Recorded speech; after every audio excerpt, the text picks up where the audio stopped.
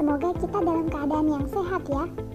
Kami dari kelompok 5, mata kuliah evolusi, akan menjelaskan tentang perkembangan teori evolusi. Kelompok kami beranggotakan 8 orang. Ada Nia Susma Nur Khalifah, Indah Lailatul Adiyah, Dede Sobarwati, Uki Nufazari, Alfika Sabrina Oktareza, Bella Aprilia, Muhammad Aliuddin, dan Anggun Prihatin. Nah, sebelum kalian melihat video ini lebih lanjut, silahkan siapkan alat tulismu, karena setelah kamu menyimak video ini, saya berharap kamu dapat paham dengan materi ini dan dapat membuat resume yang nantinya dapat mempermudah kamu dalam belajar. Simak video ini baik-baik ya. Pengertian evolusi. Evolusi sebagai cabang biologi dalam rumpun sains, yaitu ilmu yang mempelajari tentang perubahan yang terjadi secara berangsur-angsur menuju arah yang sesuai dengan waktu dan tempat. Berdasarkan asal katanya, evolusi berasal dari bahasa Latin yaitu evolvo, yang artinya membuka gulungan, membuka lapisan, dan menguraikan. Berdasarkan arti kata evolusi berasal dari bahasa Inggris yaitu evolution, yang artinya perubahan atau perkembangan secara bertahap. Selanjutnya ada sejarah perkembangan teori evolusi. Selanjutnya yaitu ada sejarah perkembangan teori evolusi, yaitu sebagai upaya untuk menjelaskan fakta-fakta yang ada dan memadukan konsep esensial dalam teori evolusi, sehingga teori evolusi terus-menerus mengalami proses perkembangan dari waktu ke waktu. Dengan demikian, teori evolusi tidak bertentangan dengan agama yang ada di dunia. Teori evolusi modern dapat menjelaskan proses-proses yang terjadi pada masa lampau, meskipun sebagian masih bersifat hipotetik, namun berdasarkan fakta dan fenomena yang ada dan bukti-bukti asumsi yang kuat. Sampai saat ini, konsep utama dari teori Darwin mengenai evolusi adalah alam semesta, di mana teori ini dianggap oleh mayoritas komunitas sains sebagai teori terbaik dalam menjelaskan teori evolusi. Perkembangan teori evolusi seiring dengan fakta-fakta yang ditemukan dan dinamika perkembangan sains dan teknologi, bahwa teori evolusi mengalami evolusi bersamaan dengan terungkapnya bahwa bumi berputar mengelilingi matahari. Namun, dari hal tersebut banyak menuai tentangan. Tujuan dari pembelajaran ini adalah untuk mengetahui arti dari ilmu evolusi bagi mereka yang belum mengetahui makna sebenarnya dari teori evolusi. Teori evolusi dibedakan menjadi 3 bagian besar, yaitu yang pertama ada masa pra-Darwin, yang kedua masa Darwin, dan yang ketiga masa pasca Darwin. Teori-teori evolusi pada masa pra-Darwin. Yang pertama ada teori kreasionisme. Teori ini merupakan teori tentang penciptaan yang terjadi dalam sekali waktu hidup dan sekaligus lengkap. Tidak ada perubahan lagi, tidak ada evolusi, langsung selesai. Yang kedua ada teori katastropisme. Teori ini merupakan paham tentang keanekaragaman makhluk hidup dihasilkan oleh nenek moyang yang umum, dan muncul atau punahnya makhluk hidup disebabkan oleh bencana alam. Yang ketiga, ada teori gradualisme. Teori ini dikemukakan oleh ahli geologi Swedia bernama James Hutton pada tahun 1798. Paham tersebut menyatakan bahwa perubahan geologis berlangsung perlahan tapi pasti. Lalu ada teori uniformitarianisme. Teori ini dinyatakan oleh Charles Lyell pada tahun 1797 sampai 1875. Paham ini menyatakan bahwa proses-proses geologis ternyata menuruti pola yang seragam, sehingga kecepatan dan pengaruh perubahan selalu seimbang dalam kurun waktu. Dan yang terakhir adalah teori landmark. Teori ini juga dikenal dengan teori perolehan yang terwariskan secara genetik. Pada awal abad ke-19, yaitu tahun 1809, Landmark memperkenalkan bahwa sifat fenotip perolehan lingkungan dapat diwariskan secara genetik. Landmark memperkenalkan bahwa sifat fenotip perolehan lingkungan dapat diwariskan secara genetik. Dan ada tahapan masa pra-Darwin. Yang pertama adalah masa fiksisme. Para ahli hingga abad ke-18 beranggapan bahwa suatu organisme sesamanya adalah identik sebagai ciptaan Tuhan atau fix, tetap, bermaksudnya tidak berubah. Pada masa itu tidak pernah dipersoalkan mengenai hubungan kekerabatan antara satu organisme dengan organisme yang lain. Semua kegiatan biologis dianggap sesuai dengan semua ajaran yang sudah Pada masa pra-Darwin terdapat masa fiksisme yang terdapat 4 tokoh teori. Yang pertama yaitu Aristoteles pada tahun 387 sampai 372 sebelum Masehi. Aristoteles tersebut menyusun suatu skala atau tangga yang membahas bahwa semua kehidupan disusun berdasarkan tangga yang kompleksitasnya meningkat karakter dan spesies bersifat permanen, sempurna dan tidak berubah. Tokoh yang kedua yaitu Plato pada tahun 427 sampai 347 sebelum Masehi. Plato percaya pada dunia, yaitu dunia ideal dan abadi, serta dunia yang tidak sempurna. 47 sebelum Masehi. Plato percaya pada dua dunia, yaitu dunia ideal dan abadi, serta dunia yang tidak sempurna. Dan kedua dunia tersebut dapat dipahami menggunakan alat indera manusia.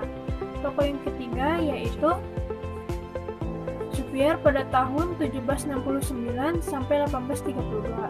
Suppier sendiri menyatakan bahwa yang penting adalah semua hewan yang dianggap sebagai suku dan suatu deret, yang mulai dari hewan besar satu hingga sampai tingkat manusia, sehingga dikenal sebagai tangga dari alam. Dan tokoh yang terakhir adalah Carolus Linnaeus pada tahun 1707 sampai 1778. Beliau merupakan pencetus taksonomi, di mana beliau membuat ketentuan cara keteraturan posisi antara makhluk hidup berdasarkan persamaan sifat, dan mengelompokkan makhluk hidup tersebut ke dalam satu kelompok berdasarkan garis.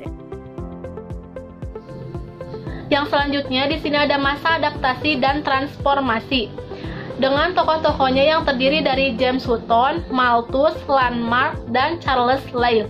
Yang pertama di sini ada James Hutton, dimulai pada tahun 1726 sampai 1797. Beliau merupakan ahli geologi Skotlandia yang menjelaskan bahwa sifat dan ciri geologis bumi dengan teori gradualisme. Menyatakan bahwa bentuk bumi dan lapisan-lapisannya merupakan hasil perubahan yang berlangsung secara bertahap, terus-menerus, dan lambat dalam waktu yang lama. Kemudian yang keduanya di sini ada Malthus. Malthus dimulai pada tahun 1766 sampai 1834. Beliau merupakan ahli ekonomi Inggris yang menyatakan bahwa populasi penduduk dunia bertambah menurut deret ukur, sedangkan jumlah makanan bertambah menurut deret hitung. Yang ketiga ada Landmark. Landmark dimulai pada tahun 1744 sampai 1829. Landmark mengemukakan pendapatnya melalui bukunya, dengan inti dari isi buku tersebut adalah bahwa pentingnya mempergunakan dan tidak mempergunakan alat tubuh tertentu. Dan yang keempat ada Charles Lyell yang dimulai pada tahun 1797 sampai 1875. Charles Lyell ini merupakan ahli geologi Skotlandia yang memadukan teori gradualisme Hutton ke dalam suatu teori yang dikenal dengan teori uniformitarianism atau keseragaman. Beliau berpendapat bahwa permukaan bumi terbentuk melalui proses bertahan yang dalam jangka waktu yang lama. Masa Darwin terdapat dua masa. Yang pertama ada masa seleksi alam. Nah, tokohnya itu ada Darwin dan Wallace. Menurut teori evolusi tersebut, suatu organisme beraneka ragam dan alam yang akan melakukan seleksinya. Individu yang sesuai akan dapat bertahan, sedangkan yang tidak kuat akan mati. Nah, yang kedua ada masa teori genetika.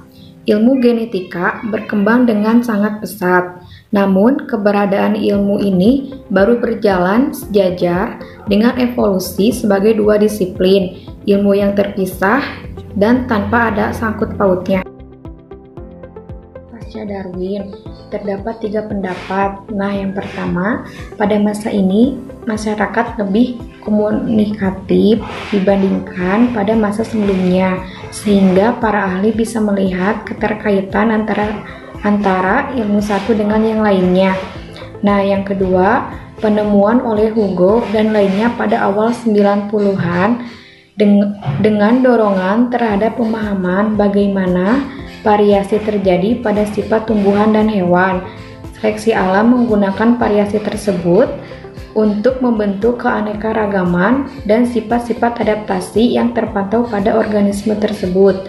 Yang ketiga, dokumentasi fakta terjadinya evolusi dilakukan oleh cabang biologi yang dinamakan biologi evolusioner. Cabang ini juga mengembangkan dan menguji teori yang menjelaskan tentang penyebabnya evolusi. Menurut ahli paleontologi, ada 2 masa, yaitu masa teori sintetik. Salah satu tokohnya yaitu ada P.J. Darlington. Pendapat ini mendapat dukungan dari sebagian besar ahli biologi terkemuka di dunia, misalnya Theodosius Dobzhansky yang telah berjasa dalam merangkum begitu banyak fenomena evolusi dari berbagai macam disiplin biologi. Hal ini menyebabkan teori evolusi masuk dalam masa baru yang kemudian dikenal sebagai teori sintetik evolusi. Nah, masa yang kedua yaitu masa evolusi modern. Salah satu tokohnya ada R.A. Fisher. Setelah ditemukannya struktur DNA dan majunya perkembangan komputer, maka teori evolusi pun mengalami kemajuan yang pesat. Dengan analisis DNA, maka segala kemungkinan yang dahulu mustahil ini dapat dilakukan, paling tidak secara teoritis. Dengan demikian, maka kemajuan dalam bidang evolusi pun dijabarkan secara matematis, dan komputer pun memegang peranan yang penting untuk menunjang kemajuan teori evolusi. Kelompok pemikir pada masa evolusi modern. Nah, di sini juga kelompoknya dibagi dengan 2 kelompok. Kelompok yang pertama yaitu kelompok netralis. Menurut pemikiran kelompok ini, apabila seleksi pada suatu mutasi tidak ada, maka suatu spesies tidak akan dengan mudah punah, sehingga proses hilangnya suatu alel hanya bergantung pada arus genetik dan kecepatan mutasi. Argumentasi pemikiran netralis didukung dari hasil analisis sejumlah spesies di dunia. Ternyata sebagian besar gen yang diteliti memiliki puluhan alel. Nah, di sini ada kelompok yang kedua yaitu kelompok seleksionis. Menurut pandangan kaum seleksionis, seleksi merupakan suatu mekanisme yang harus terjadi. Tidak ada alel yang memiliki kemampuan yang sama, meskipun beberapa alel kelihatannya tidak berpengaruh oleh suatu keadaan. Tidak berarti pada keadaan yang lain, semua alel tetap tidak terkena seleksi. Prinsip dasar yang dianut dalam menerangkan teori evolusi. Evolusi adalah ilmu yang mempelajari perubahan-perubahan yang berangsur-angsur menuju kepada kesesuaian dengan waktu dan tempat. Jadi, pada dasarnya evolusi tidak akan pernah membuktikan bagaimana kera menjadi manusia. Teori evolusi yang hanya didasarkan atas data fosil tidak pernah dapat menerangkan dengan lengkap mengenai apa yang terjadi pada masa yang telah silam. Oleh karena itu, dalam mempelajari evolusi suatu organisme, biasanya para ahli menggunakan metode pendekatan dan bukan dengan pembuktian. Dengan mempelajari proses perubahan sejumlah ciri tertentu, maka dapat ditarik suatu kesimpulan mengenai proses evolusi. Suatu organisme yang sudah punah dapat mempunyai ciri yang relatif maju, sedangkan suatu organisme yang masih hidup sampai sekarang dapat mempunyai sejumlah ciri yang primitif. Konsep-konsep terpenting dalam ilmu evolusi. Pertama, perubahan evolusi adalah perubahan komposisi genetik suatu populasi pada satuan waktu tertentu. Yang kedua, alam mengarahkan evolusi dari populasi suatu organisme. Yang ketiga, seleksi alam adalah satu-satunya kekuatan yang mengarah pada adaptasi suatu organisme. Yang keempat, seleksi alam hanya akan mengubah komposisi genetik suatu populasi apabila kondisi lingkungan cocok dengan alel yang tersedia. Yang kelima, bumi berumur sangat tua, kehidupan berusia sedikit lebih muda dari bumi, dan kehidupan di muka bumi berubah dari kurun waktu ke waktu. Banyak juga kelompok organisme yang muncul. Kebanyakan organisme yang hidup pada masa lalu kini sudah punah. Yang terakhir, proses seleksi alam yang sangat spesifik akan mengarah pada terbentuknya jenis baru atau organisme yang baru. Perkembangan teori evolusi tidak lepas dari perkembangan ilmu pengetahuan serta sejarah perkembangannya yang merupakan sebuah proses panjang, tumbuh dan berkembangnya ilmu pengetahuan itu sendiri.